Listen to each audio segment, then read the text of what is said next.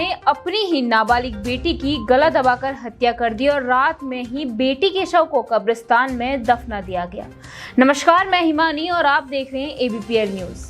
पुलभट्टा क्षेत्र में बेटी के प्रेम प्रसंग के चलते पिता ने अपनी नाबालिग बेटी की गला दबाकर हत्या कर दी, जिसके बाद पिता ने बेटी की बीमारी के चलते मौत होने की बात कहते हुए मुस्लिम विधि विधान से कब्रिस्तान में बेटी का शव दफना दिया। जिसके बाद नाबालिग लड़की के मामा द्वारा पुलभट्टा पुलिस को एक तहरीर दी गई, जिसमें उसने बताया कि उसकी 14 वर्षीय भांजी सोनी को उसके पिता जाकिर अली व भाई यूनुस ने मारकर रात में ही कब्रिस्तान में दफना दिया है।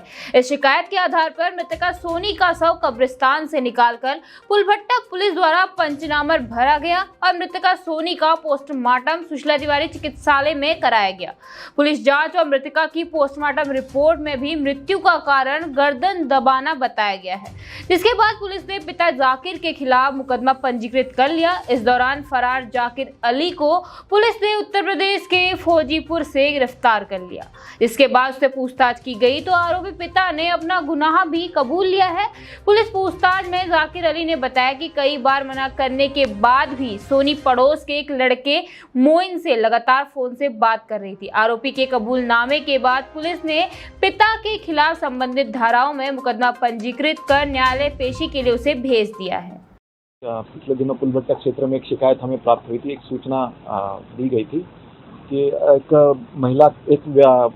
बालिका की डेथ हुई है और इसका जो है दफन किया गया, लेकिन इसकी कोई सूचना पुलिस को भी नहीं दी गई और निकट के परिजनों को भी नहीं दी थी।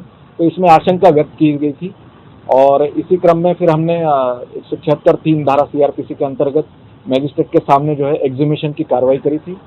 दफनाई गई बॉडी को हमने फिर से लिया था कब्जे में और इसका पोस्टमार्टम के लिए हमने कार्रवाई करी।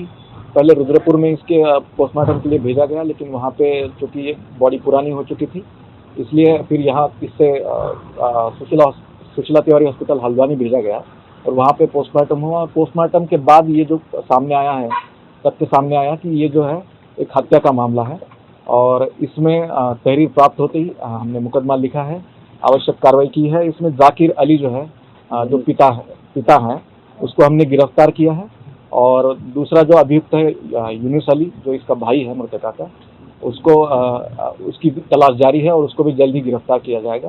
तो बेसिकली ये एक ऑनर किलिंग जिसे कहते हैं, तथाकथित ऑनर किलिंग, ये तो डिसऑनर किलिंग भी कहते हैं इसे। ऑनर तो अलग बात हो गई, ये डिसऑनर किलिंग ज़्यादा उचित शब्द है का ये मामला सामने आया है और इसमें पुलिस और प्रशासन ने बहुत ही इफेक्टिव स्टेप्स लेके इस पूरे मामले में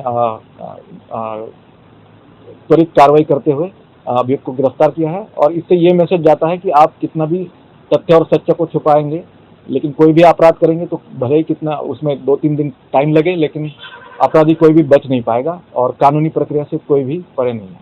देखिए, वही मैं कह रहा हूँ कि जो डिसऑनर किलिंग या ऑनर किलिंग जिसे तथाकथित कहते हैं, ये है कि पिता को आशंका थी कि लड़की का कहीं पे बाहर किसी के साथ मिलना जुलना या प्रेम प्रसंग होने की संभावना है, तो इस आशंका की वजह से ये करने का मामला सामने आया है। इसमें विवेचना जारी है, आगे भी अभियुक्त गिरफ्तारी और फर्दर इसमें इन्वेस्टिगेशन जारी रहेगी।